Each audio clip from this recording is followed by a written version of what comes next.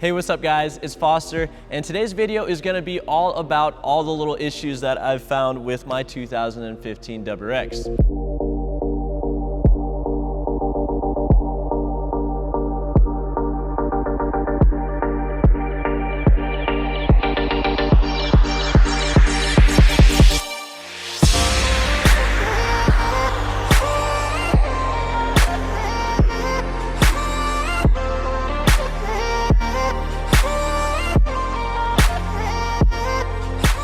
I'm sure you can't really tell from the camera. I think the car looks pretty good on camera, but when you live with this car every day and you start to drive it, you start to realize there's a lot of corners that have been cut. So my goal is to try and reverse some of these modifications that have made the car worse and modify it myself to give it a little bit more performance.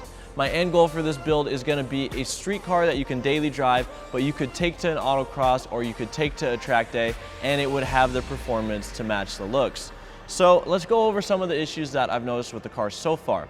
The first thing that I noticed is this front bumper has been spray painted. It's not actually clear coated and it doesn't match the rest of the car, so it could have been because, you know, they hit a deer or an animal and they had to change the front bumper out, and instead of getting it properly repainted, it was just a DIY job.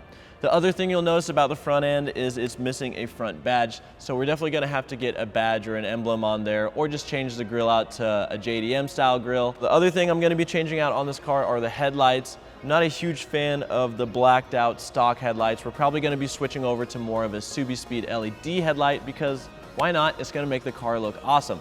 So let's go over a couple more issues that I found with the car.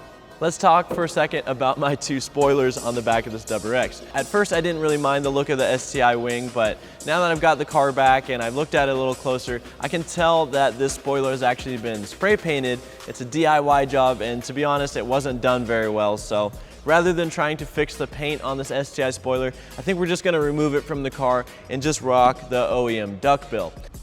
This might be a little bit picky, but I'm not a huge fan of this hydro-dipped WRX badge. It's got a carbon fiber look to it, but then in other places in the car, it's got actual carbon fiber and then fake carbon fiber, so there's a whole bunch of different types of carbon fiber lookalikes going on this car. So this badge is gonna go and we'll replace it with maybe a blacked out badge. I'm not exactly sure what we're gonna do yet.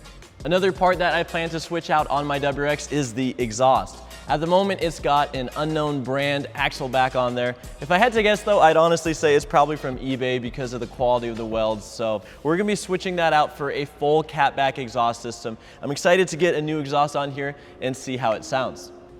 Mechanically, this WRX actually drives pretty well. It doesn't have any check engine lights or anything like that, but one thing that's been driving me crazy are the brakes. They've been making this really metallic squealing sound. That's probably because the pads are at the end of their life, so I do have a front rotor and pad upgrade planned, as well as some for the rear too, and hopefully that fixes this terrible metallic sound that I've been hearing, and I can finally enjoy driving this thing again. I do like the BBS wheels. I think they look really nice with their 10-spoke design. They fit some of the older chassis a little bit better. I would say that for the VA, that an 18-inch wheel and tire package suits it a little bit better. So we're gonna be stepping up to an 18-inch wheel and tire package. And while we're at it, we're gonna be getting some higher performance tires on there. Right now we have some all seasons, which do the job just fine, but we're gonna be stepping to more of the summer performance tire to give ourselves some more grip if we take this car to autocross or to the track. One thing that does need to get fixed immediately is the AC. I live in Iowa where it's about 95 degrees out in the summer and super humid, so I definitely need this car to have functioning AC, so I'll try and get that recharged here soon.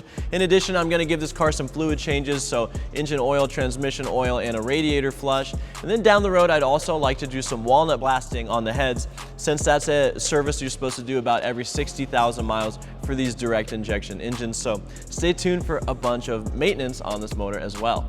Let's talk about some of the issues with the interior of this WRX. Now the first one is super obvious, it's the steering wheel, and this is one of the worst examples I've ever seen.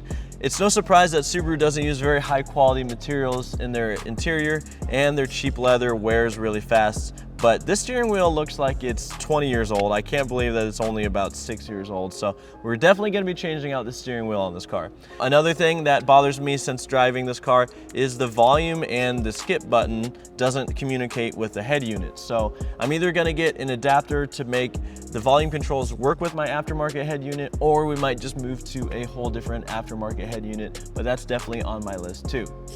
Last but not least, let's talk about the chassis. I got the WRX up in the air to take a look at the condition it's in, and I was a little bit surprised because I found a lot of surface rust. I'm definitely eating my words because I remember in the last video I told you guys I didn't think that there's very much rust. It doesn't have any rust or any problems like that. Doesn't have any rust or any problems like that.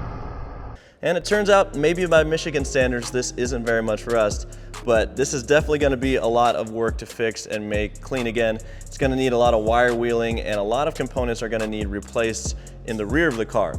Now moving to the front of the car, it's actually not too bad, honestly. The control arms and all the components in the front don't look too rusted out, well, probably because they're aluminum, but we're doing pretty good in the front. We just have to make some repairs to the back of the car. So if you guys want to watch me work on this rusty car, hit that subscribe button so that you don't miss out on any of these projects. So now you guys know most of the issues that are wrong with my WRX. Obviously there's probably some stuff that I'm missing, but I'm really excited to start modifying and maintaining this car and making it a lot nicer. If you guys like the WRX content, give me a like and hit the subscribe button so that you don't miss out on any of the build videos that I've got coming up for the WRX.